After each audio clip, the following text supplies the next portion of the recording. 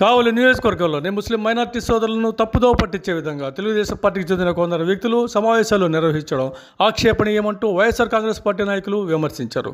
ఆదివారం నిర్వహించిన మీడియా సమావేశంలో వైఎస్ఆర్సీపీ మైనార్టీ సెల్ రాష్ట్ర కార్యదర్శి నాయబ్ రసూల్, ఐటీ విభాగం కార్యదర్శి షేక్ జిలానీ భాషా, స్థానిక ముస్లిం మైనార్టీ నాయకుడు మునీర్ తదితరులు మాట్లాడుతూ తెలుగుదేశం పార్టీ అవసరమైతే ఆ పార్టీ జెండాతోనే మీటింగులు పెట్టుకోవాలని, ముస్లిం మైనార్టీ నాయకులందరినీ ఆహ్వానించి తెలుగుదేశం పార్టీ అభ్యర్థిని అతిథిగా పిలవడం తగదన్నారు.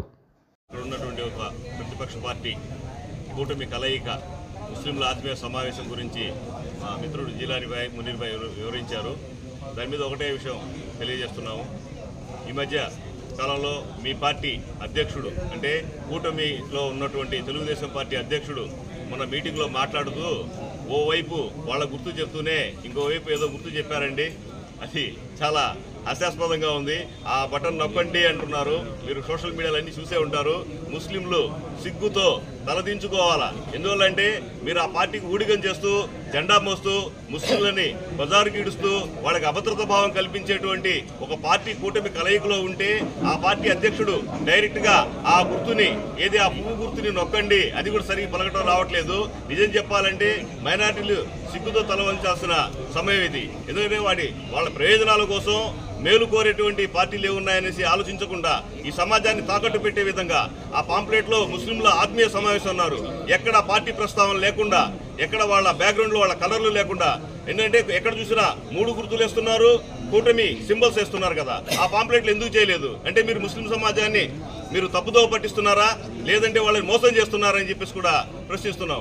మీకు దమ్ము ధైర్యం ఉంటే మీ పాంప్లెట్లు ఏ విధంగా ప్రచారాల్లో వాడుతున్నారో అదే విధంగా మీ గుర్తులు, మీరు ఉన్నటువంటి సింబల్స్ ని మొత్తం పెట్టి 3 జెండాలు వేసుకొని 3 నాయకులు తెచ్చి ఇక్కడ ఎంపీ అభ్యర్థిగా పోటీ చేసే వ్యక్తి తెలుగుదేశం పార్టీ నుంచి, ఇక్కడ తెలుగుదేశం పార్టీ నుంచి పోటీ చేసే వ్యక్తి బీజేపీ బూత్ కమిటీ స్థాయి నుంచి కూడా వాళ్ళతో ఆత్మీయ సమావేశాలు నిర్వహిస్తున్నారు కదా. వాళ్ళని కూడా ఆహ్వానించండి. వాళ్ళని ఆహ్వానించి ఓవైపు వారిని ఓవైపు వీరిని పెట్టుకొని మీరు ముస్లిం సమాజానికి ఏం సందేశం ఇవ్వదలుచుకుంటున్నారో, వాళ్ళకి ఏమైతే మీరు చేయదలుచుకుంటున్నారో అప్పుడు తెలియజేయండి.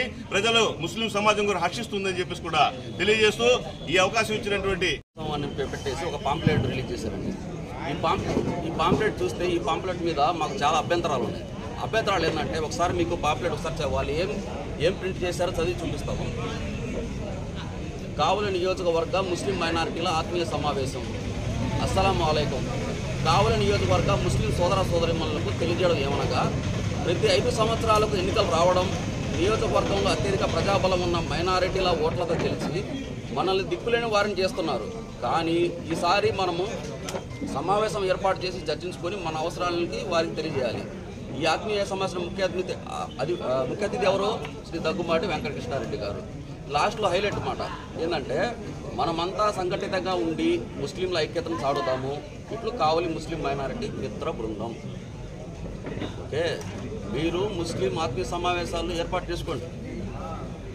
కానీ మీరు ఒక పార్టీలో ఉంటూ ఒక పార్టీకి సంబంధించిన వాళ్ళేంటి, మీరు ముస్లిం మైనారిటీ ఆత్మీయ సమావేశం ఎలా పెడతారు? టీడీపీ ముస్లిం మైనారిటీల ఆత్మీయ సమావేశం పెట్టుకోండి, మాకేం అభ్యంతరం లే. దాన్ని ఎవడు అపోజ్ చేయడు. ఓకే, మమ్మల్ని ఎందుకు కలుపుతారు?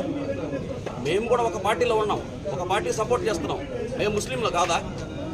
మా తరఫున కూడా మీరు వకాలత్ తీసుకొని ముస్లిం మైనారిటీల ఆత్మీయ సమావేశం ఎట్లా చేస్తారు? ఇంకా ఎంతకాలం మోసం చేస్తారు? ముస్లింలను మోసం చేస్తుంది మీరు. ఎలా మోసం చేస్తారు? మీరు బీజేపీతో కలిసి మీరు ఎప్పుడో ముస్లిం సమాజాన్ని మోసం చేశారు. ఇప్పుడు సపరేట్గా ఆత్మీయ సమావేశం ఏర్పాటు చేసి ఎంతమంది అమాయకుల్ని, మహిళల్ని, యువతను మోసం చేస్తారు? మీరు ఎప్పుడైతే టీడీపీ వాళ్ళు బీజేపీకి సపోర్ట్ చేశారో అప్పుడే మీ నమ్మకాన్ని కోల్పోయారు, ముస్లింల నమ్మకాన్ని కోల్పోయారు మీరు. సాక్షాత్తు అమిత్ షాని తెలంగాణలో ఎన్నికల ప్రచారానికి వచ్చి 4% రిజర్వేషన్ మీరు రద్దు చేస్తామని చెప్పారు. అలాగే పురంధేశ్వరి గారు కూడా, బీజేపీకి సంబంధించిన పురంధేశ్వరి కూడా ఏం చెప్పారు? మేము 4% రిజర్వేషన్ ఎత్తివేస్తామని చెప్పి క్లియర్గా చెప్పారు. దాన్ని మీరు సమర్థిస్తున్నారా? అంటే మీరు టీడీపీకి సమర్థించారంటే బీజేపీ వాళ్ళు చేసిన స్టేట్మెంట్ కూడా మీరు సమర్థించినట్టే. ఈ 4% రిజర్వేషన్ వల్ల ముస్లిం సమాజానికి సంబంధించిన చాలామంది విద్యార్థులు కాలేజీలో ఒక ఇంజనీర్లు కానీ, ఒక డాక్టర్లు కానీ ఇలా సీటు వస్తుందంటే ఎవరి వల్ల వస్తుంది? ముస్లింలకు ఇచ్చిన 4% రిజర్వేషన్ వల్ల వస్తుంది. ఓకే, ఇప్పుడు మీరు ఏ గవర్నమెంట్ ఆఫీసులను చూసుకోండి, ముస్లిం సమాజానికి సంబంధించిన ఒక వ్యక్తి లేకుండా గవర్నమెంట్ జాబ్లో లేకుండా ఉన్నారా? ఇది ఇంతకుముందు ప్రభుత్వంలో కానీ ఎప్పుడైనా కానీ ముస్లింలు ముఖ్యంగా రేపు 16వ తేదీ టీడీపీ వాళ్ళు అని చెప్పటం కన్నా కూటమి వాళ్ళు ముస్లిం ఆత్మీయ సమావేశం అని చెప్పేసి ఒకటి పెట్టారు.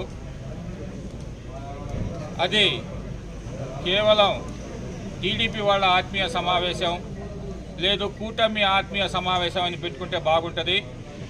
కూటమి ఆత్మీయ సమావేశం ఇప్పుడు 3 పార్టీలు కలిసి ఉన్నాయి కాబట్టి, టీడీపీ, బీజేపీ, జనసేన కలిసి ఉన్నాయి కాబట్టి కూటమి సమావేశం అని పెట్టుకోవాలి. కానీ వీళ్ళు కేవలం ఒక టీడీపీ నాయకులతో సమావేశం పెట్టడం ఎంతవరకు సబబు అని చెప్పి నేను కోరుకుంటున్నాను.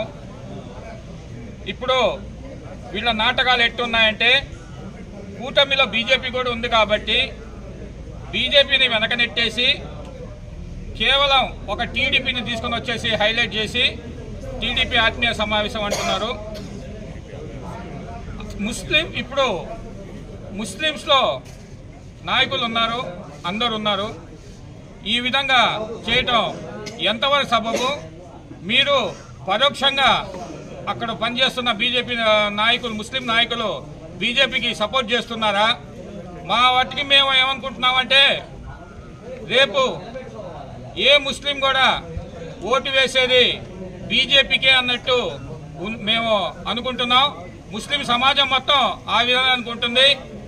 ప్రతి చోట ముస్లింలు బైకాట్ చేశారు. మన మతతత్వ పార్టీ, ముస్లింలను ద్వేషించే పార్టీ, ముస్లింలు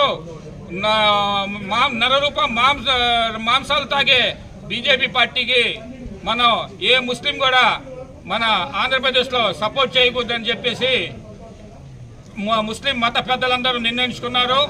కానీ మన కావలిలో మాత్రం అలా వీళ్ళ చెవులకు, ముస్లిం నాయకుల చెవులకు పోవటం లేదు. ఏది ఏమైనా సరే అది ఆత్మీయ సమావేశం పెట్టుకోకపోవటం అది మీ ఇష్టం, మీ ఇష్ట ప్రకారమే పెట్టుకోవాలి. కానీ మేము కోరుకున్నది ఏమంటే, ఈ ఆత్మీయ సమావేశానికి మీరు కూటమిగా ఉన్నారు కాబట్టి 3 జెండాలు పెట్టి అక్కడ మీరు ఈ ఆత్మీయ సమావేశం ఏర్పాటు చేయాలి. మీ 3 కూటమి జెండాలు మీ ఆత్మీయ సమావేశంలో కంపల్సరిగా ఉండాలి. బీజేపీని దాచిపెట్టి మీరు కేవలం ముస్లింలు అంటే, ముస్లింలో అన్ని పార్టీల్లో ముస్లింలు ఉన్నారు. మీరు ఒక పని చేయండి, టీడీపీ ముస్లిం మైనార్టీ సమావేశాలు అని చెప్పి పాంప్లెట్లో వేయించుకుంటే చాలా బాగుంటుందని, ఈ సూచనను పాటిస్తారని కోరుకుంటూ ఈ